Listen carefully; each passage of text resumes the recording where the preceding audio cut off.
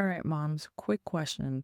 When you lace up your sneakers to get ready to work out or go to the gym, are you chasing vanity or are you glorifying God? If you've ever wondered whether your workouts are vanity or worship, today's episode is for you. We're going to be unpacking how fitness can honor the Lord and why exercise, nutrition, and rest are actually spiritual disciplines and how to ditch the guilt and toxic culture that actually is keeping you stuck. All right, let's dive in.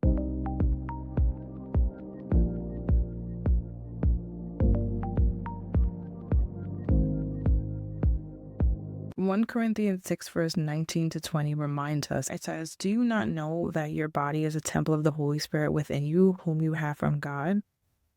And then it says, "You are not your own." We are not our own. We belong to God. If we say that we belong to God, right, we want to preserve this temple that we have that belongs to Him. If we relate this back spiritually, if you even go back to the Old Testament, like all the things that had to be done to prepare the temple, all the things that the Israelites had to do to keep the temple clean, to keep it pure, to all the things that they had to do in terms of routine, the spiritual acts that they had to do, the cleansing, the sacrifices, the burning of incense, all these different things that they had to do to keep the temple clean, to protect the temple, which was the job of the Levites. That was all required, right? That's what He required of them in order for the temple to host His presence, right? Now the veil has been torn.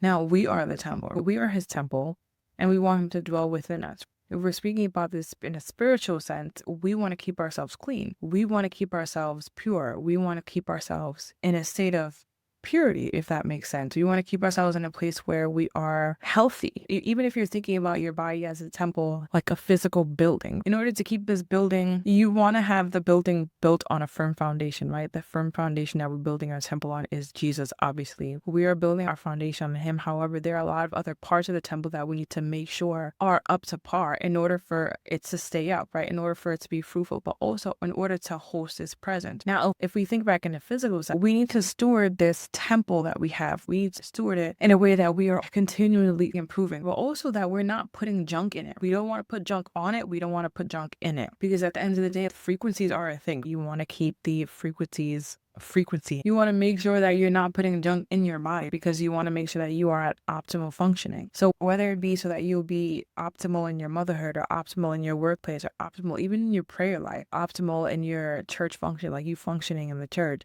in the body of Christ, we're called to steward our temples well, right? So I just wanted to make sure that was clear. But the other part of it is vanity, right? We want to think about the vanity metrics, if that makes sense.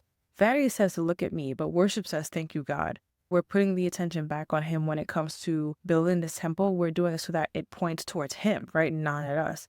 And this is like a sidebar, but that is the main reason why, like for me, I had to take a really long break. And I still am taking time away from posting workout videos on social media, because I felt like there was a point where I was posting workouts on social medias and I was thinking more about vanity than thinking about, okay, how can I help somebody to actually build their temple in a way that is glorifying to God? I literally was not thinking about it in that sense. I don't want to do that anymore. I became more convicted about this in the fall of 2023, and I started really paying attention to the way that I was posting my workout videos, and also obviously what I was wearing in my workout videos. And a lot of that has changed since then, even though I haven't been posting workout videos as often. But it is something that in the future, if I do go back to posting on social media, that I will be thinking about more often, because it is something that the Holy Spirit has convicted me of. We're not doing it because, yes, obviously, like looking good in your clothes and feeling good in your clothes, right? Obviously, you want the outside of the temple to be beautiful, but it's not in a way that you're trying to attract others, but more of, obviously, you want to have self-confidence, you want to have high self-esteem, because at the end of the day, that does affect you mentally. And the mental portion of it all, your mind, that is part of the temple. You want to keep your temple pure. You want to keep your temple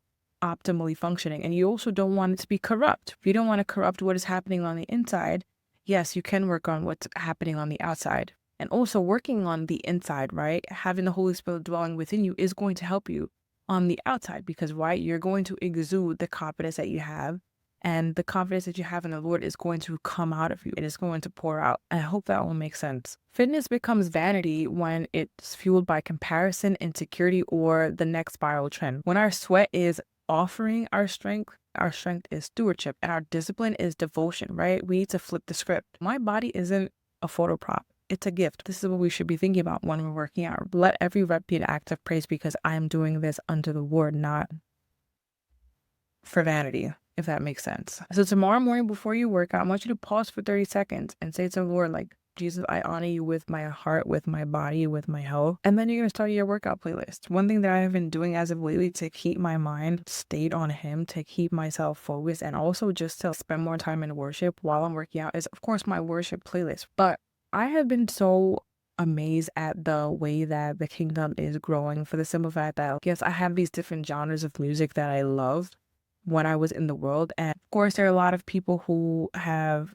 changed the game when it comes to Christian media and also Christian music, because a lot of Christian artists have decided to take these genres of music and make them as worship unto the Lord. And that has helped me so much because I am able to enjoy these genres that I like listening to, but also it is glorifying God while I'm listening to them. And even as I'm singing along to the song, I am glorifying God. I'm not singing these lyrics that are actually extremely worldly. And so I feel like that is one thing that I have been blessed by this year in 2024, because of the fact that so many artists have actually shifted, but also people who are Christians are making more music that Christians could actually work out to, because we're not listening to worldly music, we're listening to Christian artists that are actually glorifying God with their gift. Philippians 4 verse 13, the book of Philippians 4 verse 13 says, where is it? I can do all things through Christ who strengthens me. Every squat, every push-up isn't just physical strength, it's a declaration of dependence on Christ's power. Right? We want to depend on Him. Like, even listening to the music, doing the workout itself, it's us depending on Him, and it's also keeping Him front of mind. On my toughest days, I logged into my workout app with tears in my eyes or just stress on my mind. Mid-workout, I would hear a whisper, and suddenly the burn wasn't a burden, right? It was actually a blessing. This week, I want you to choose movement. Squat, plank, or row, and dedicate it, right? Dedicate it to the Lord. Feel the spiritual fuel with each rep. Now, I want to talk about nutrition as worship. Matthew 4 verse 4 tells us, when Jesus was being tempted by the enemy in the wilderness, man shall not live by bread alone, but by every word of God. Our meals are like mini communions, right? Offerings to the Creator who knit us together. Remembering to pray before you eat, thanking Him for the bread that you have in front of you. Making an offering to Him during the time of eating. Very simple, but something that you could remember to do on a daily basis. If you're eating 3 to 4 times a day, thank the Lord for that piece of bread, because you probably wouldn't have it if it wasn't for His grace. That's what we want to do. So tomorrow, I want you to prep one meal at home. And as you cook, say one line from Psalm 139 verse 14. I am fearfully and wonderfully made. And let each bite be thanksgiving unto the Lord. That might seem corny, but it's also another way for us to get the word deep down in our souls. We want it to be inside of us. We want it to be in our head, in our heart. So you want to find moments during the day to memorize scripture. It's the best way to keep His word written on our hearts, right?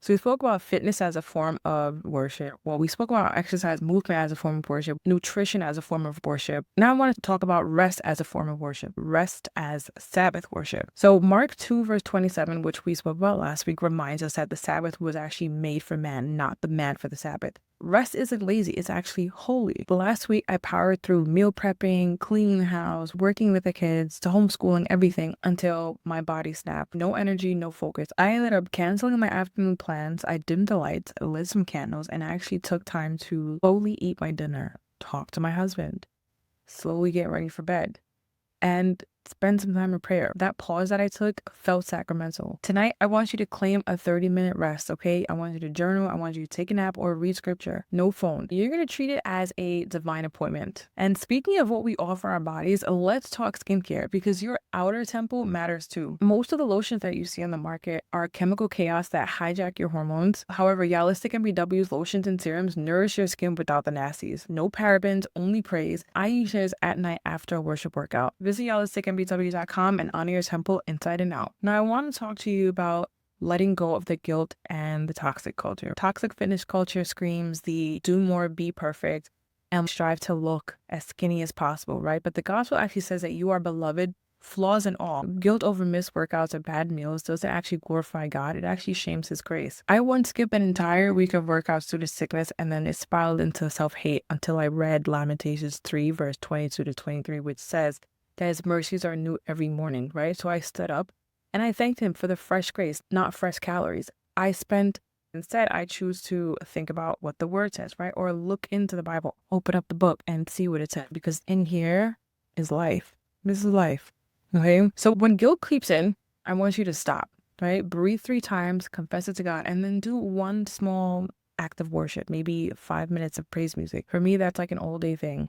A quick prayer, or just have a healthy snack. And now my favorite part, your worship workout of the week. First, you're going to do your rep prayer, right? I want you to dedicate one movement to Christ before you begin. Second, I want you to have your gratitude meal. Choose one meal as an offering with scripture, or say a word of prayer before you eat your food. Say grace. 3, holy rest. I want you to claim one screen-free 30-minute Sabbath pause and do this consistently as you can. Number 4, guilt-free grace. As soon as you start to feel guilt for maybe, I don't know, missing a workout, or maybe you weren't able to stay consistent with your meal planning, I want you to respond with mercy. Remember that Lamentation said that his mercies are new every morning, right? Just start again the next day, but don't put it off until next month. As soon as you realize that you've been inconsistent, or you slacked off, maybe you missed 2 or 3 days, it's fine. As long as you are ready to start making tiny little steps to prep for tomorrow so that you can do your workout tomorrow without excuses. Have mercy on yourself. And if you want to weave worship into every step, meal, and rest, join my 6-week body and soul transformation challenge. We're going to marry fitness with faith. You're going to get your 20-minute devotion workouts, your faith-fueled meal plans, and your weekly scripture challenges. Head to jessicadufitcoaching.com and let's get started. Vanity fades, worship lasts. Your body is a temple, so I want you to honor it, steward it, rest in it. If today's episode spoke to your soul, like, rate, and review, and share the Holistic Mom Life podcast wherever you listen. I'm Jessica Titsky, your Fit Mom Coach.